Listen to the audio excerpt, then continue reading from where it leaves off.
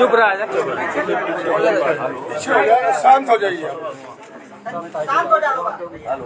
विभिन्न गांवों से चलकर आए हुए सम्मानित साथियों, और आज हम लोग जिस कोल्ड स्टोरेज पर यहाँ आए हुए हैं, पिछली बार भी हम यहाँ आए थे और जीत हासिल हुई थी, और इस बार भी, पिछली बार तो हम लोग कम वोट से जीते, इस बार पूरे प्रदेश का जो समीकरण है वो आपके पक्ष में। आज वोटिंग हो रही है चौथे चरण की। 3 चरणों के चुनाव में 172 सीटों का चुनाव हुआ है। 172 सीटों में आप 135 से 140 सीट जीत चुके हैं। ये चुनावी गणित रोज आप चिल्लाइए, 4.5 साल चिल्लाइए, और गठबंधन हो गया तो सब समीकरण ध्वस्त हो जाता है। आप यहीं जहूराबाद या गाजीपुर की 7 सीट को देख लीजिए। आज कोई भी हिम्मत नहीं करके ये कह पा रहा कि हम जीत रहे हैं। वैसे नेता मंच पे तो यही कहते हैं हम जीत रहे हैं, लेकिन जो समीकरण है आपके गाजीपुर, मऊ, बलिया, आजमगढ़, अम्बेडकर नगर, भारतीय जनता पार्टी का खाता नहीं खुलेगा, वो स्थिति है। और आज जो चुनाव हो रहा है, जो आपके लखनऊ मंडल और आसपास के जिलों में जो चुनाव हो रहे हैं, परसों मैं संडीला में था, 2 दिन पहले मैं 4 सभा किया था सीतापुर में, गोपामऊ, महुली, मिश्रिक, 4 सभाएं उधर जाके हम लोगों ने किया, और कोई सभा ऐसी नहीं थी जहां मिनिमम 15,000, 20,000, 25,000 एक विधानसभा में लोग जुटते हैं। तो जहां 20,000 की भीड़ हो, अगर 4 का भी गुणा कर दीजिए तो 80,000 तो कहां हम हारेंगे। अगर 10,000 भी भीड़ है तो उसमें 4,000 का गुणा कर दे तो 40 तो वो लोग आए थे। लेकिन एक गांव से कई लोग गाड़ी में जाते हैं, आप लोग खुद जानते हैं। एक गांव से 20 आदमी, 15 आदमी, 25 आदमी, लेकिन पता लगता है कि उस गांव में आपके 200, 300, 400, 100 वोट है। तो इस तरह का जो समीकरण यहाँ का है, पूरे पूर्वांचल में 153 सीटें हैं, और 153 सीटों में आज उठा के देखिए, सबसे ज्यादा घबराहट उत्तर प्रदेश में जो समीकरण है उसमें सबसे ज्यादा घबराहट हमारे 2 गुजरातियों को है।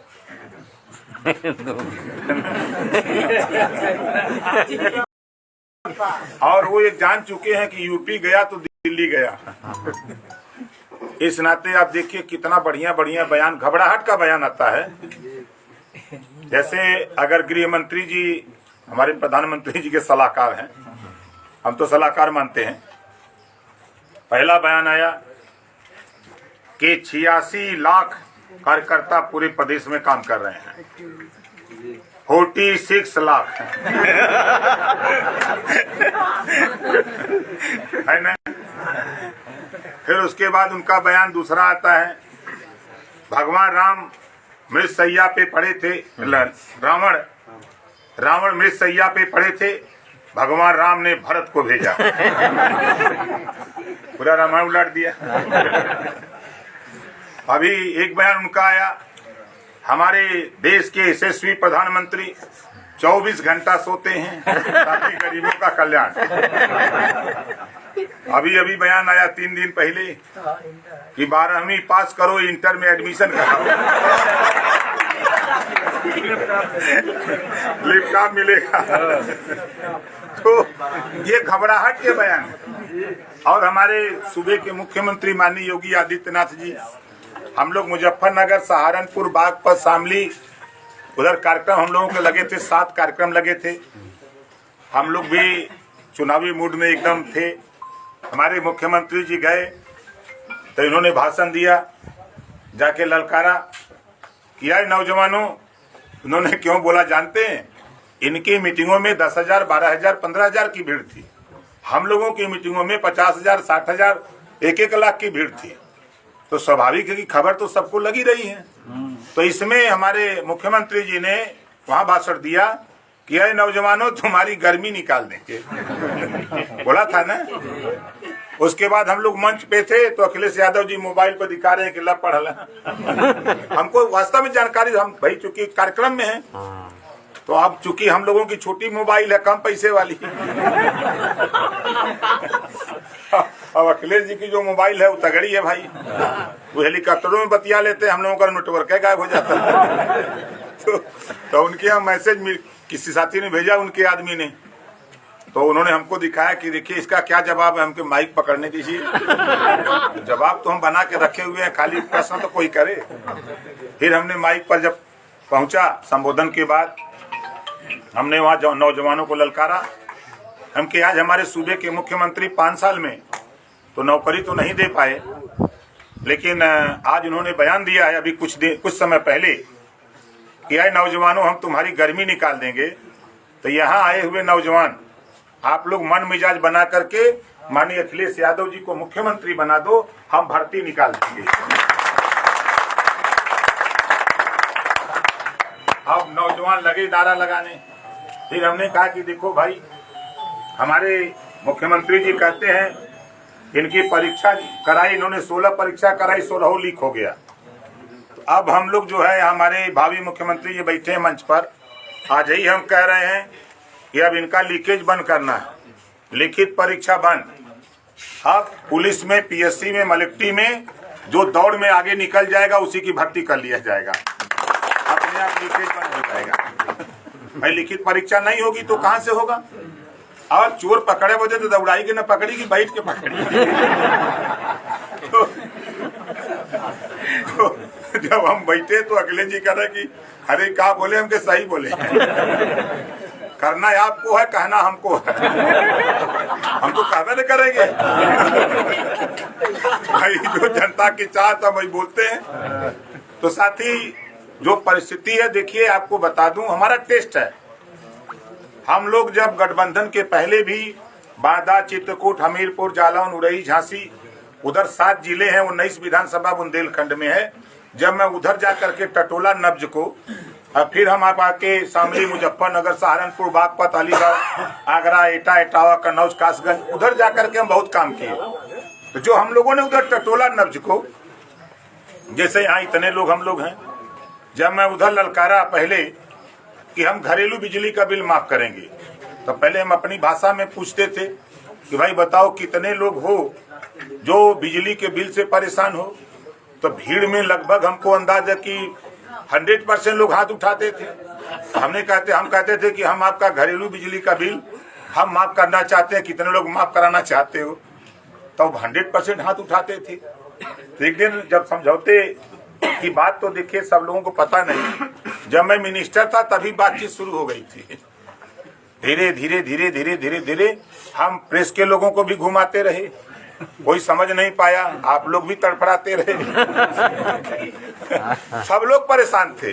मतलब अकेले हम ऐसे व्यक्ति उत्तर प्रदेश में थे कि आप भी चाहते थे कि यार पटिया से समझौता हो जाए तो राजभर के, तो सरकार बन जाती। सही बात है, गलत? मतलब पूरे प्रदेश में और बीजेपी के लोग अलग तड़फड़ा रहे थे और बसपा के लोग अलग छटपटा रहे थे। लेकिन बात 5 साल पहले ही कुछ मुद्दों को लेकर के, जो बीजेपी ने आरक्षण खत्म करने की बात, संविधान को न मानने की बात, जुर्म जातीय अत्याचार को लेकर के हमने जब बात किया, तो हमने कहा कि देखो भाई दूसरा कोई नहीं है, अब इनका मुकाबला करने के लिए हमको मजबूत आदमी चाहिए। और माननीय अखिलेश यादव जी, आपकी बिरादरी से मजबूत कोई नहीं है यहाँ। हम झूठ नहीं बोलते, देखिए बहुत साफ बोलते हैं। हाँ, सही बात है। अब कहीं खड़ा कर दे 100 से भर और खाली 5 ठे यही खड़ा कर दे। सही बात हम बताओ, अगर 100 भर रही है, 4 जने घुरके लगे तो चुप हो जाए, बोलत रही है। लेकिन 5 आई रही है, अगर 100 जने घुरके लगे तो 5 दबेर दें।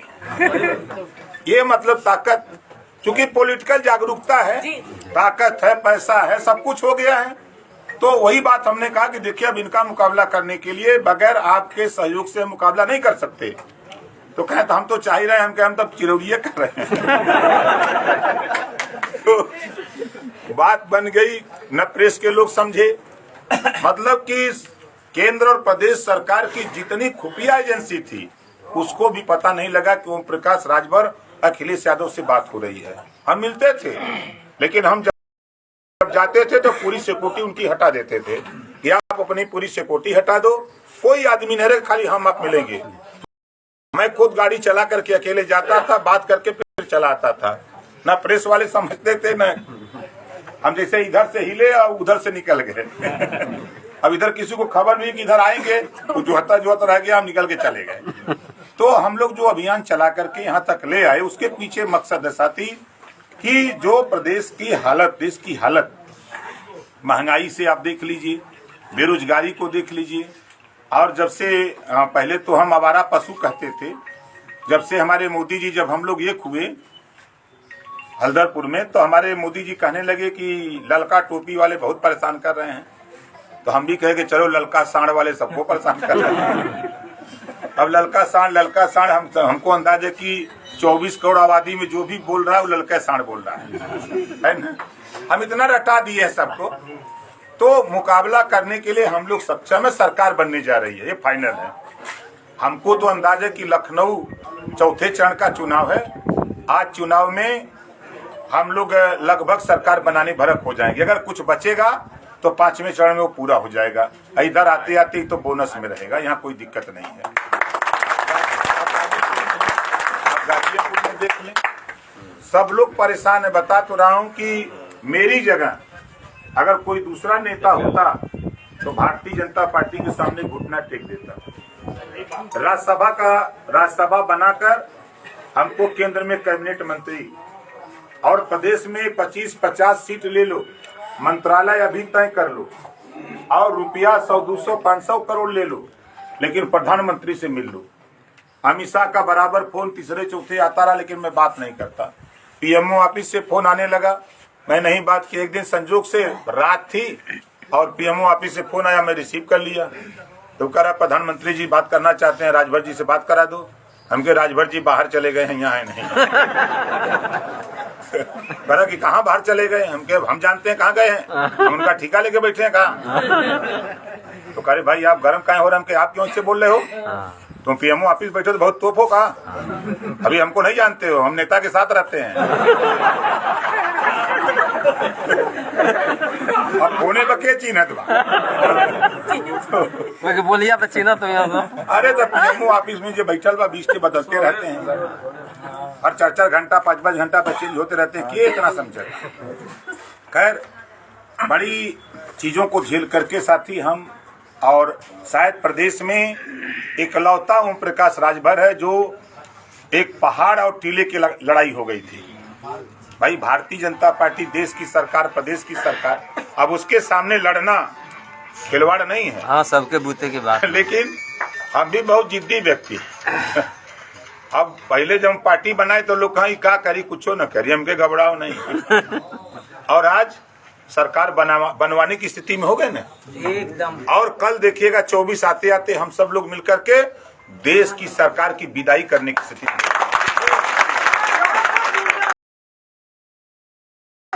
जिंदाबाद जिंदाबाद जिंदाबाद जिंदाबाद जिंदाबाद। अब आप देख रहे हैं कि ममता जी अब अखिलेश जी के यहाँ आ रही हैं, जिक्र पहले नहीं आ रही थी। आपके शरद पवार जी हों, उद्धव ठाकरे जी हों, चाहे आपके केजरीवाल जी हों, सब तैयार हैं। हम सबसे बतियाते रहते हैं और सब लोग एग्री हैं कि आप तैयारी कराओ, हम सब लोग तैयार हैं।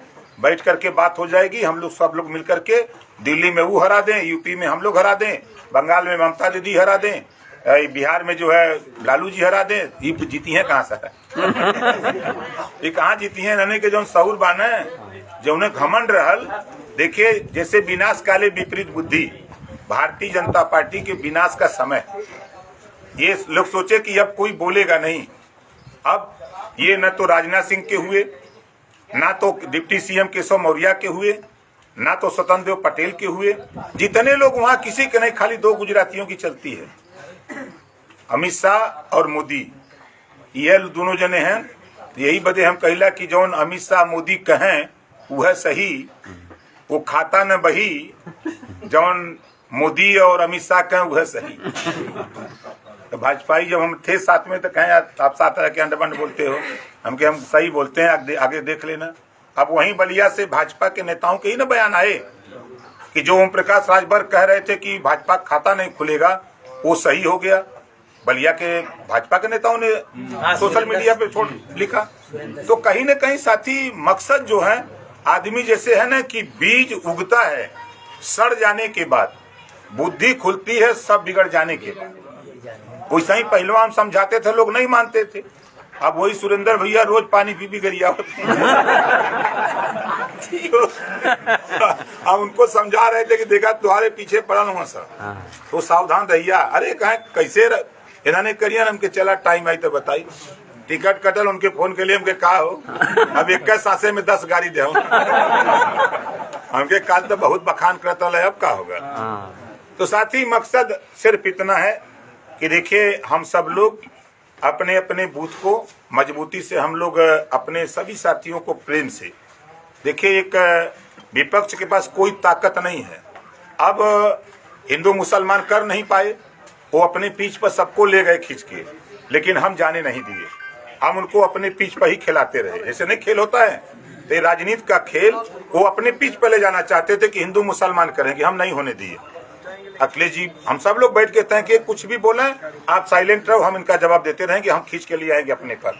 तो इनको हम अपने प्लेटफार्म पर खिंचाते खिंचाते लिया दिए। अब देखिए जब हम ललका साड़ चिल्लाते थे, अब हमारे देश के प्रधानमंत्री बोल रहे हैं कि अब हम गोबर बेचवाएंगे। मतलब कहीं न कहीं नशा हो गया ना, जानकारी हो गई कि जो आवारा पशु हैं ये एक बहुत बड़ा मुद्दा हो गया है।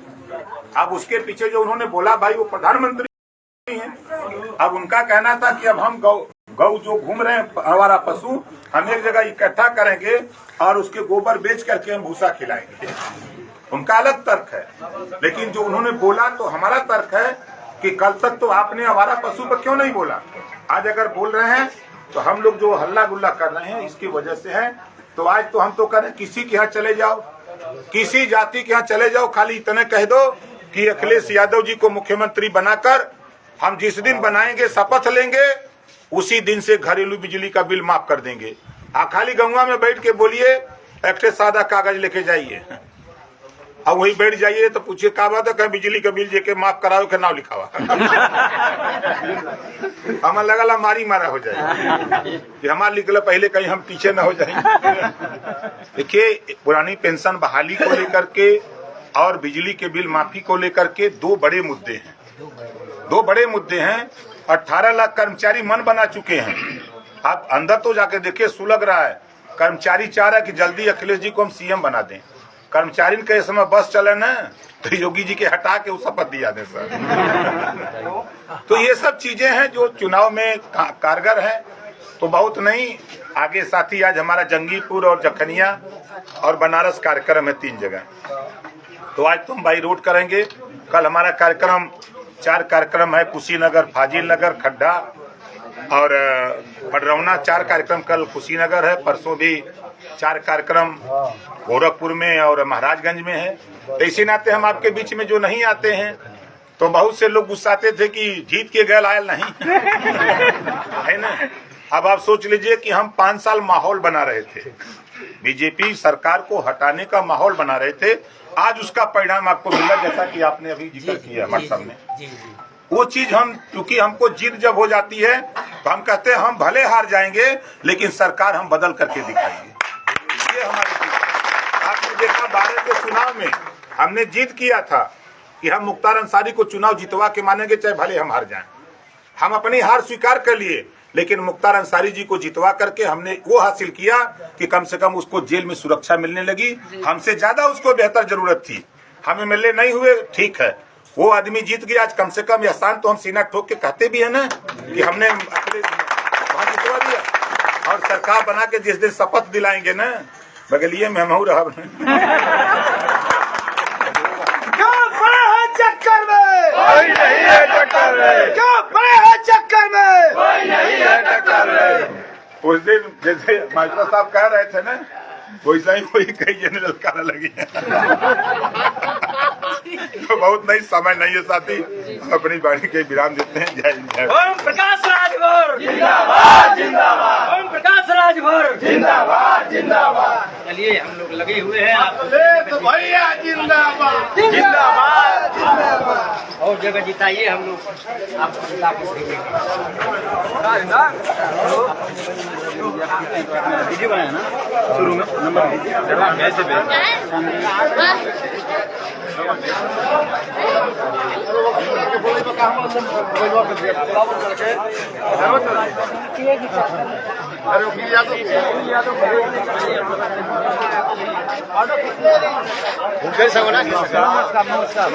ठीक है भैया।